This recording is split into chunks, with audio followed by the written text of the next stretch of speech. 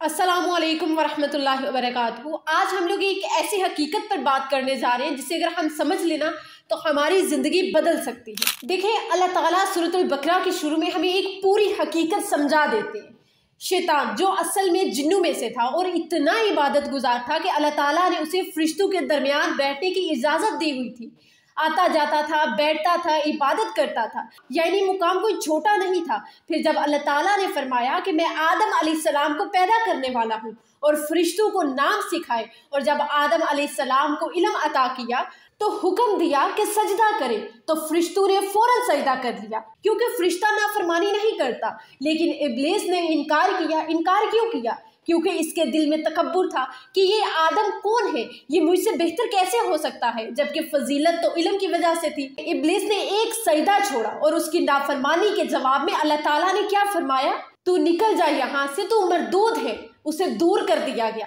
अब जरा हम अपना ख्याल देखें, हम एक फजर की नमाज में 4 सजदे छोड़ रहे हैं, हर रोज छोड़ देते हैं, एक नहीं 4 सजदे, और फिर हम लोग हैरान होते हैं कि हमारा दिल बेचैन क्यों है, रिस्क में खचाव क्यों है, जिंदगी मुश्किल क्यों है। जो अल्लाह ने एक सजदा छोड़ने पर इब्लीस को मरदूर कर दिया, हम हर रोज कितने सजदे छोड़ देते हैं। हमारी सजा क्या ही होगी। फिर भी अल्लाह ताला हमें डील देता है। ये उसकी रहमत है, ये उसका करम है कि हम उसके दरवाजे पर दोबारा लौट आए, तौबा इस्तगफार कर ले। फिर अल्लाह ने आदम अलैहिस्सलाम को जन्नत में भेजा, फिर दुनिया में उतारा और साथ फरमाया मेरी तरफ से हिदायत आएगी, जो इसे मानेगा वो कामयाब होगा, जो मोड़ेगा वो नाकाम रहेगा। और ये हिदायत क्या है? तौरात, ज़बूर, अंजील और आखिर में कुरान।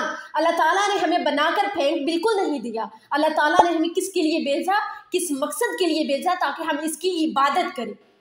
अल्लाह ताला ने हमें हिदायत भी दी और रास्ता भी बताया, और साथ भी खबरदार कर दिया, शैतान तुम्हारा खुला दुश्मन है। वही शैतान जिसने अल्लाह से वादा किया था कि मैं इंसानों को बहकाऊंगा, सामने से, पीछे से, दाएं से, बाएं से। बस शैतान एक जगह से नहीं आ सकता, वो है सजदे वाली जगह से। यानी अगर इंसान अल्लाह के आगे झुक जाए तो शैतान उसके करीब नहीं जा सकता। अल्लाह ताला ने फरमाया इन पर तेरा कोई जोर नहीं चलेगा मेरे मुखलिस बंदे। यानी अगर हम अल्लाह का रास्ता मजबूती से पकड़ लेना तो शैतान हमारा कुछ नहीं बिगाड़ सकता। लेकिन हकीकत ये है कि हम लोग कमज़ोर हो जाते हैं, दिल में वसवसे आते हैं, शैतान हमें बहकाता है और हम लोग बहक भी जाते हैं। अगर एक दफ़ा हम लोग पक्का इरादा कर लेना कि मुझे अब अल्लाह के करीब जाना है, मुझे शैतान के वसवसे में नहीं आना, मुझे शैतान से दूर भागकर अल्लाह को सजदा करना है, तो अल्लाह ताला फिर इंसान के लिए रास्ता आसान कर देता है। और जब अल्लाह किसी बंदे से मोहब्बत करता है ना, तो हदीस में आता है अल्लाह ताला जिब्राइल अलैहिस्सलाम को फरमाता है कि मैं इस बंदे से मोहब्बत करता हूँ, तुम भी इस बंदे से मोहब्बत करो। फिर जिब्राइल अलैहिस्सलाम सब फरिश्तों को कहते हैं, फिर ज़मीन के फरिश्ते को, बंदे की मोहब्बत ज़मीन पर फैला दी जाती है। ये अल्लाह सुब्हानो व तआला की खुशनुदी का मुकाम है। अब दूसरी तरफ जो कुरान को छोड़ देता है ना, इसकी सज़ा दुनिया में ही शुरू हो जाती है। दिल बेचैन हो जाता है, सब कुछ होने के बावजूद दिल हमारा खाली सा हो जाता है। हम देखते हैं ना कि कुछ लोगों के पास दौलत है, शोहरत है, कारोबार, सब कुछ उनके पास मौजूद है, लेकिन चेहरे पुरसुकून ही नहीं होते।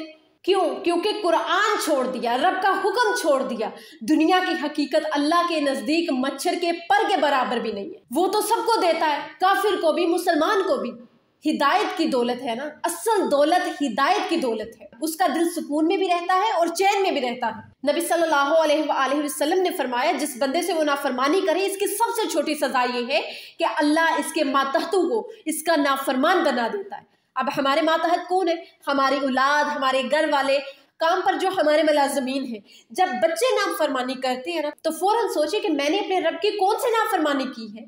अल्लाह की बात छोड़ते, कुरान छोड़ते, नमाज में सुस्ती करें, फिर घर में बेतरतीबी, औलाद की नाफरमानी, दिल की बेसुकूनी, ये सब नतीजा है अल्लाह ताला से दूरी का। देखिए भाई, अल्लाह ताला ने हमें हिदायत दे दी है, शैतान दुश्मन है, लेकिन इसका जोर सिर्फ उन पर चलता है जो खुद कमज़ोर पड़ जाए। जो अल्लाह को थाम लेना, उसका कोई कुछ नहीं बिगाड़ सकता। तो मेरी बहनों, आ जाओ अपने अल्लाह के करीब, अल्लाह की इबादत करो, शैतान को खुद से दूर भगा दो।